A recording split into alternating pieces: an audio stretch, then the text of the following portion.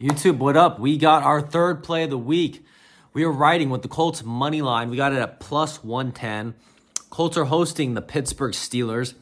And this is one of those games where, most of the games I feel like I bet on, I'm on the opposite side of the public. And this is another one of those from what I'm seeing reports of.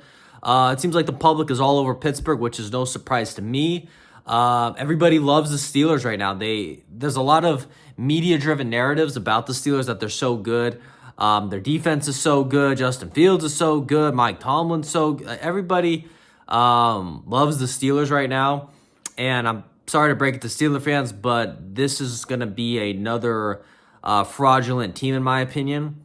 I'm not saying they're as fraudulent as like the Browns, but I think they're fraudulent in terms of how they're being viewed and rated right now. I think they're very overrated. Here's the thing. Their defense has been spectacular. It's been straight up elite. I am not denying that for 1 second. Their defense has been awesome.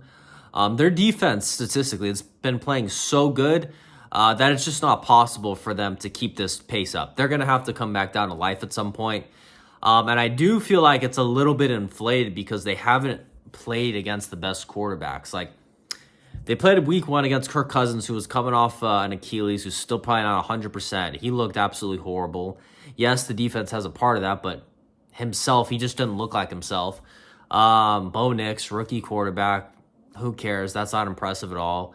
And then they played Justin Herbert off, who he couldn't move really. He had a high ankle sprain. So kind of like skewed data there, I think. It's not like they've had these 3 games against Patrick Mahomes, Josh Allen, and Lamar Jackson. So it is what it is. I think their strength of schedule has helped them inflate their value and make people a little more scared of their defense than it really needs to be. It is a good defense. I'm not saying it's not.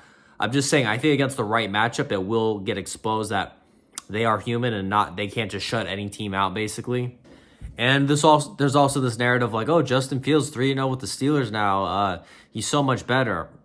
I don't really agree with that. I think he's still shitty. I think he's a shitty quarterback. It just is what it is. I think his shittiness has been kind of protected and hidden behind the fact that the defense has been so good.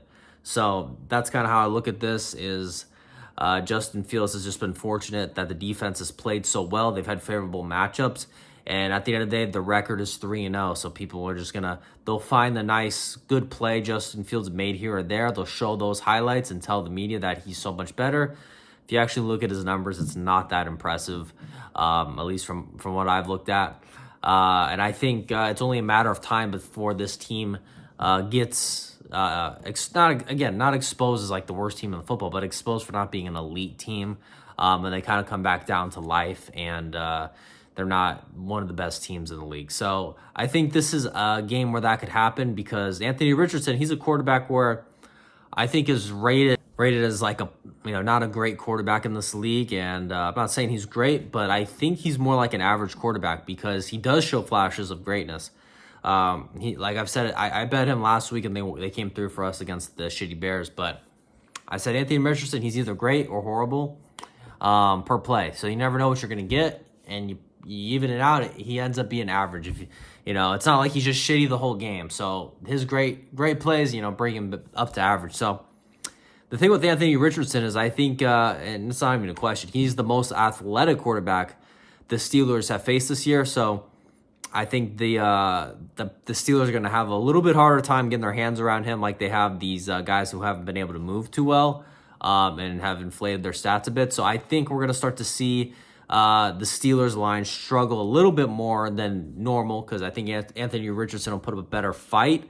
I think he's much better than Justin Fields. A lot of people might disagree with that, but I just think it is what it is. I think he's a lot better. I think he's just a beast as a runner, really good runner. If he doesn't make a bonehead decision here and there, he could be really good. But he's got a great arm, great runner, great athlete. So we'll see how it plays out. I think this is a good spot for the Colts to build some momentum on their first win of the season. It's in their home field stadium. The Steelers, I think it's a good letdown spot for them. 3-0, Mike Tomlin. Mike Tomlin's always the famous thing. Oh, Mike Tomlin's never had a losing season. Yeah, but he's usually like 9-8. It's not like Mike Tomlin's fucking dominating the league every year at 12-4 or whatever. He's usually like 9-8 or some shit, close to 500. So I think this whole team comes back down to life. We stop talking about how great the Steelers are. I think most people had Steelers rated as the worst team in their division coming into the season. So let's not act like they're just a totally different team. Yes, the defense is really good. I admit that, but I do think they will get closer to the average.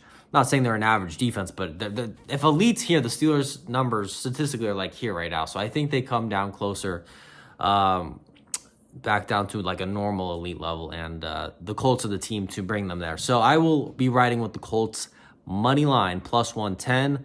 Anthony Richardson, I think, gets it done for us. Him and Shane Steichen. I think they just get better week by week, and we'll see what happens. Colts money line plus 110, 1 unit value bet. Units 1% of your bankroll, as usual. Bet responsibly. You never have to bet my plays. I'm just documenting this for the world to see. We'll see how we do. More plays to come. Catch you next one, boys. Peace.